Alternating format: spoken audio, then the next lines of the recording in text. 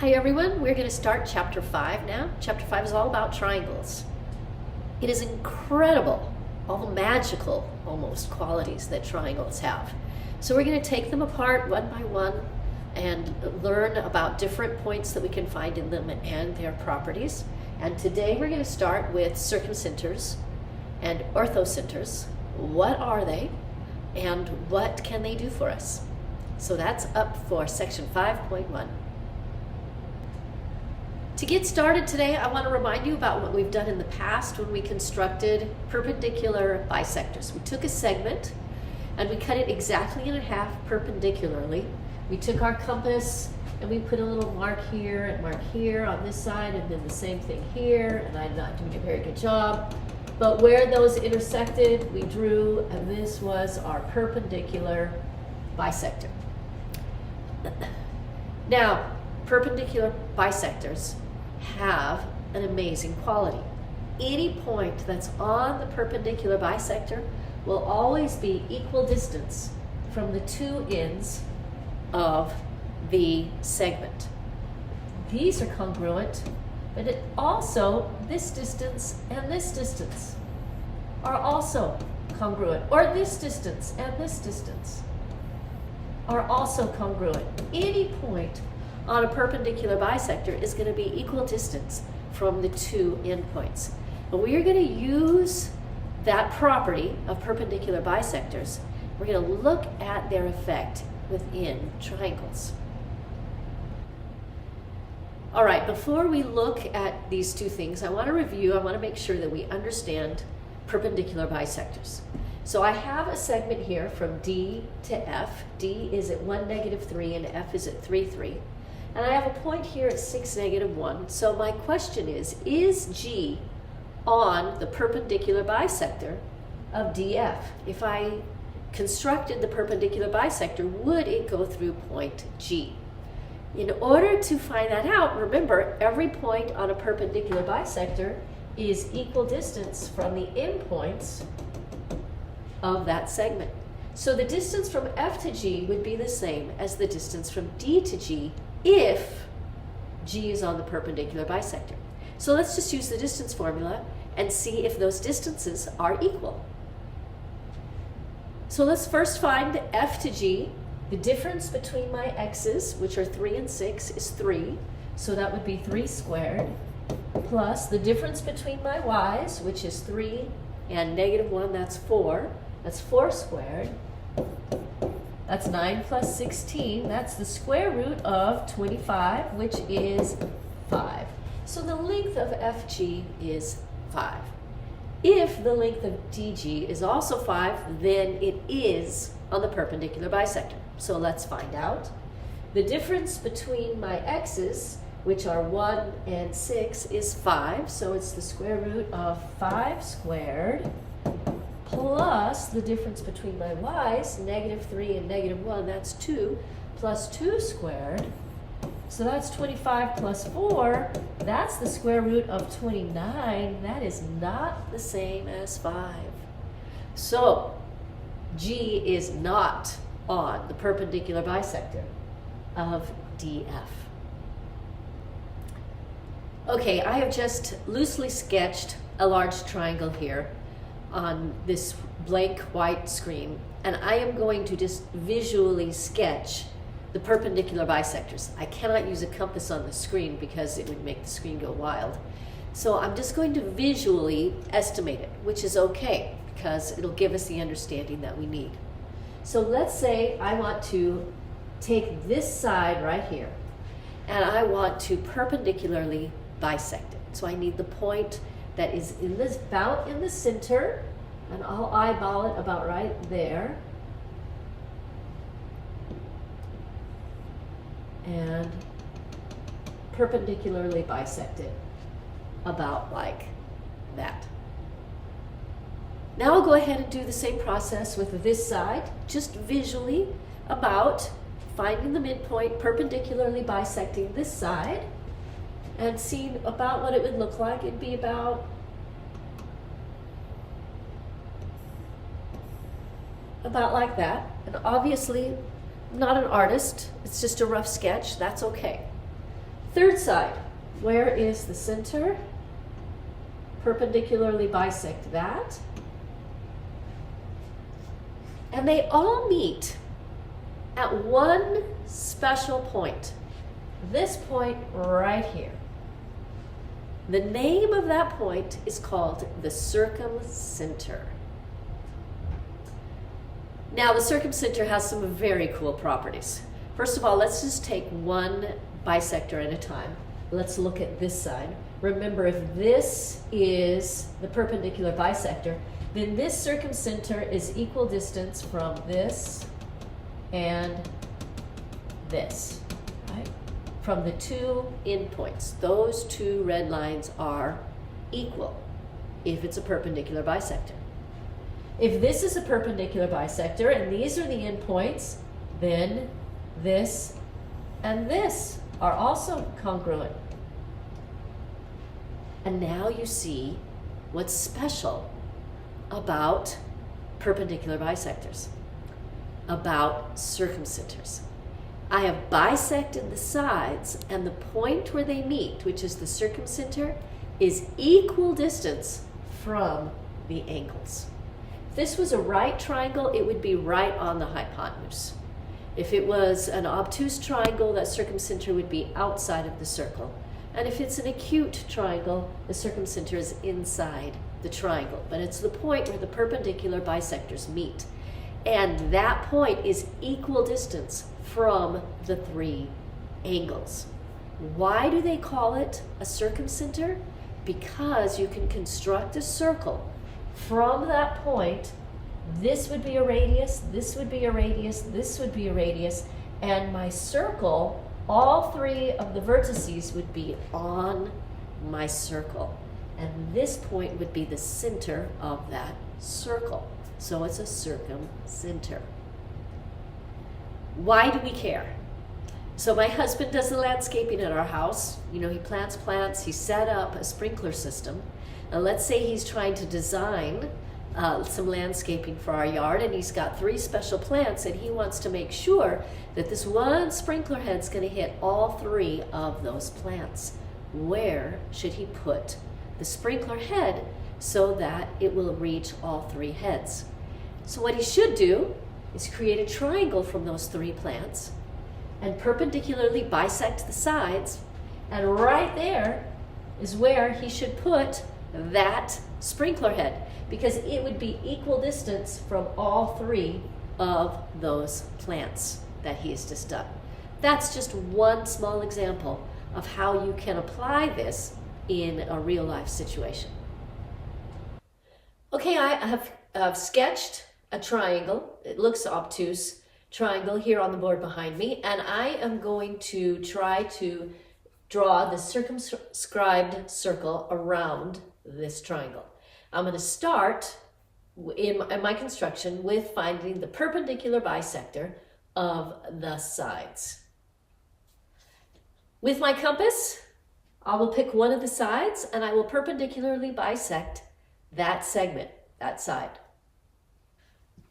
Okay, I made my 2 marks that are equal distance from the 2 endpoints. Now all you need to do is connect those with a straight edge. That doesn't look too great with my wobbly compass, but we'll cross our fingers and keep going. Let me go ahead and perpendicularly bisect this segment as well.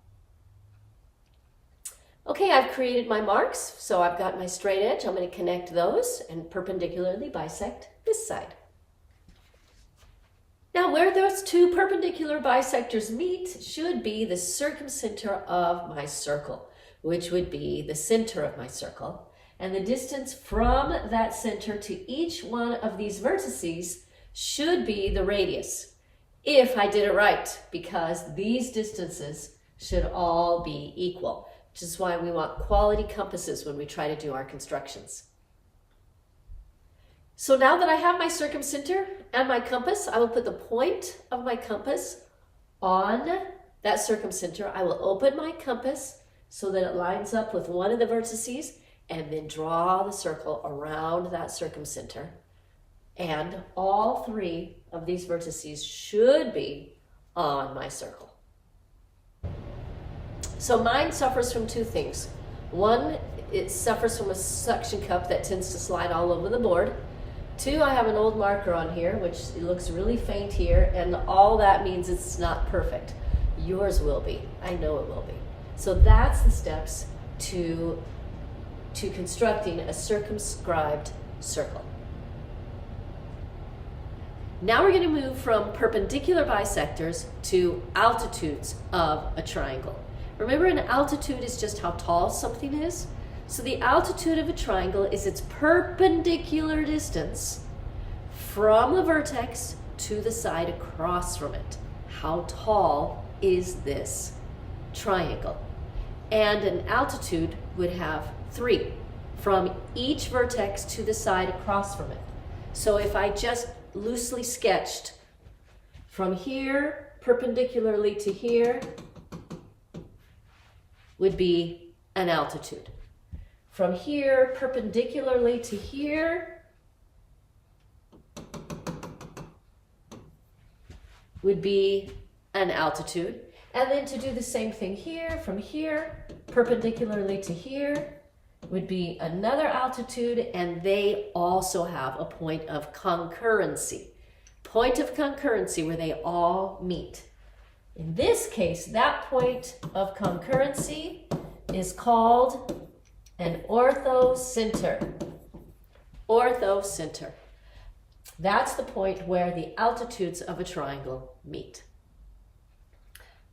Now in acute triangles, it's fairly easy to do, but in obtuse triangles, altitudes are a little more challenging.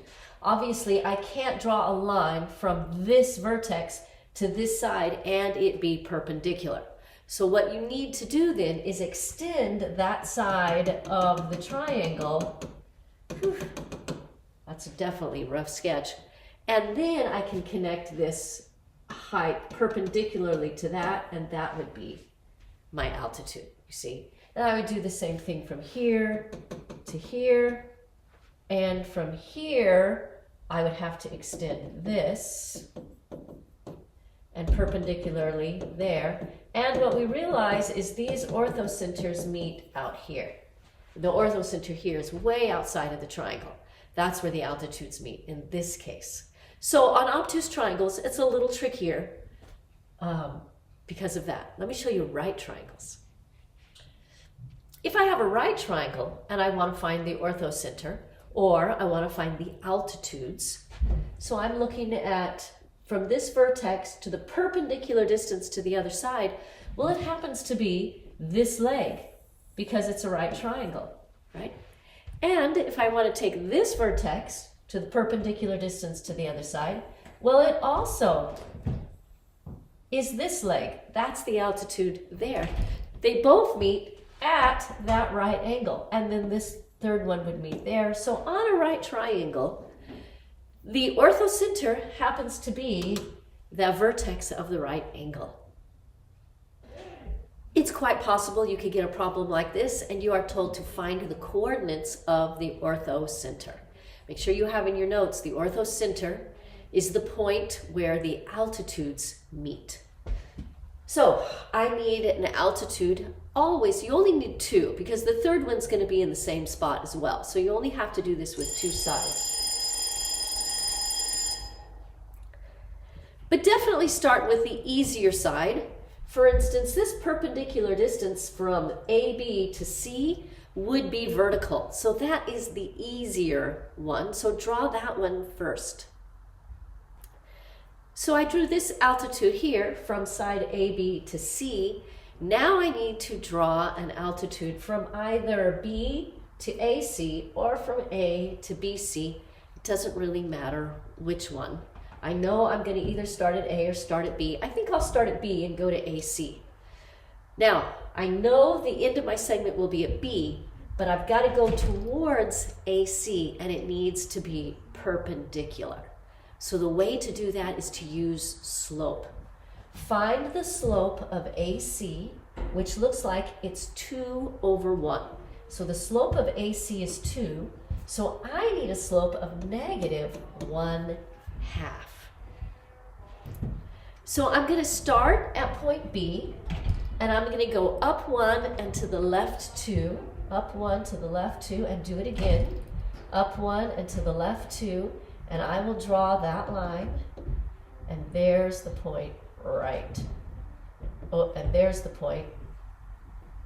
There's the point where it meets AB, but this is the point that I want, which is the orthocenter, and it looks like it's at 2, 1.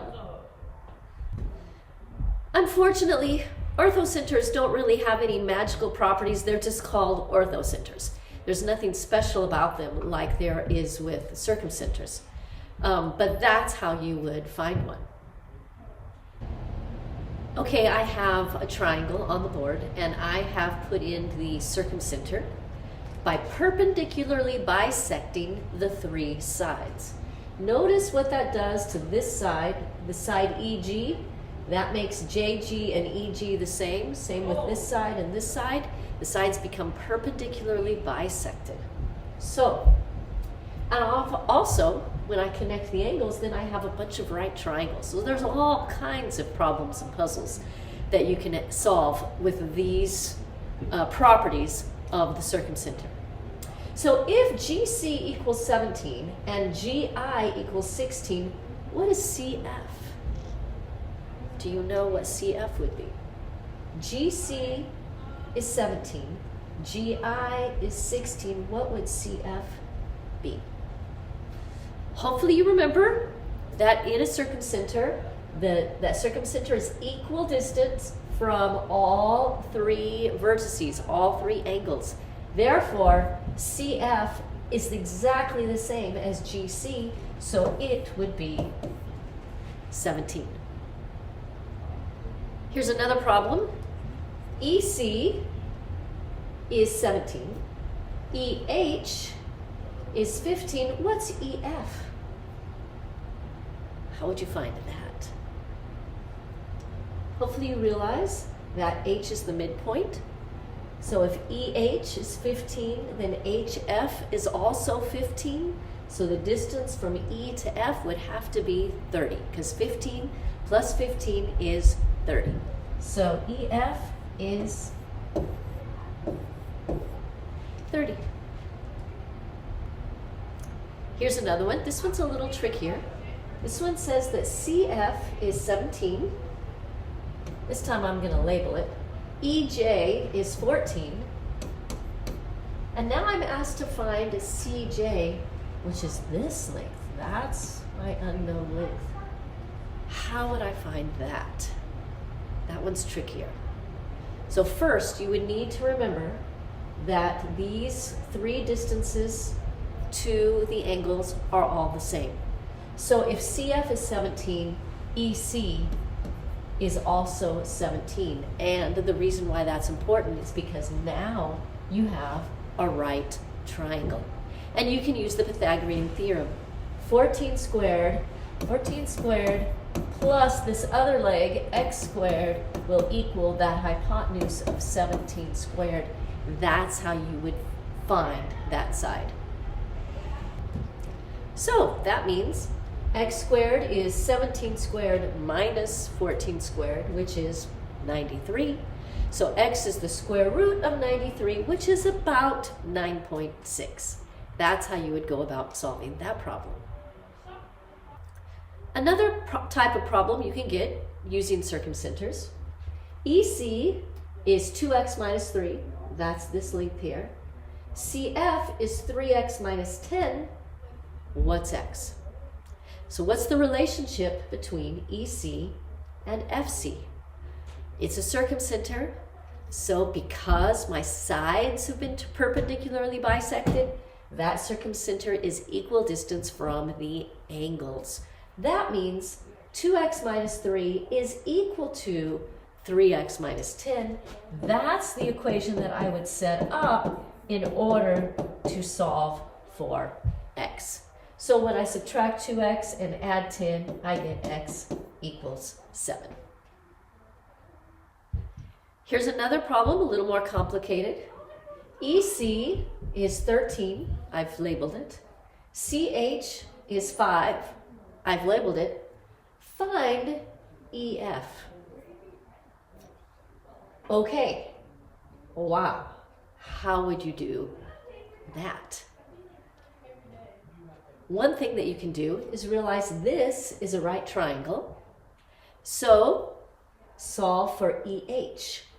Well, once you found EH, EF is twice that number, and that will give you EF.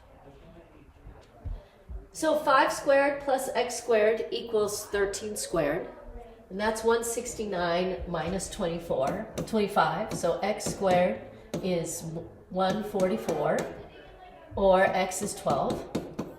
If this is 12, EH is 12, what's EF? It's twice 12, or 24. That's how you would go about solving that one. If you were given this same diagram and you were asked to name a radius of the circumscribed circle around this triangle, what would a radius be? And you have three options.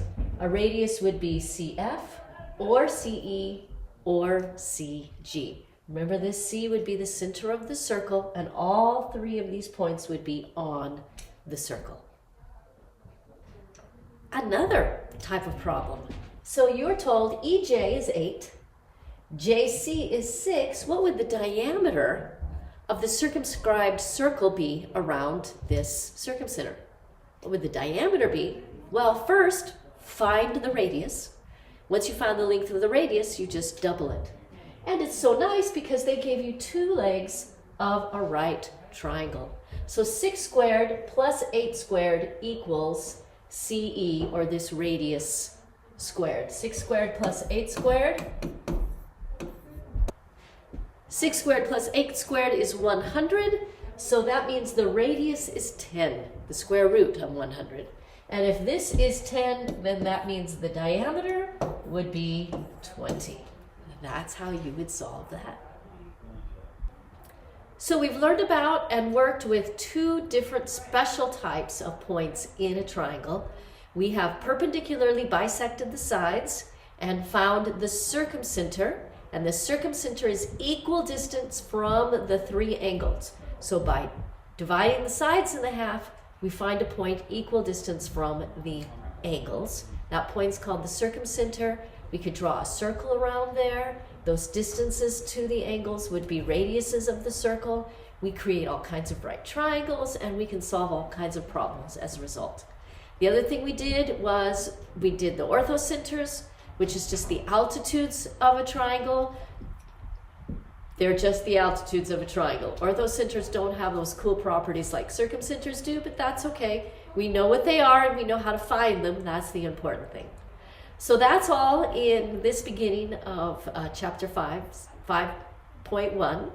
So I'll see you next time. We'll divide up triangles in other ways and find some pretty cool properties to work with. So I'll see you next time.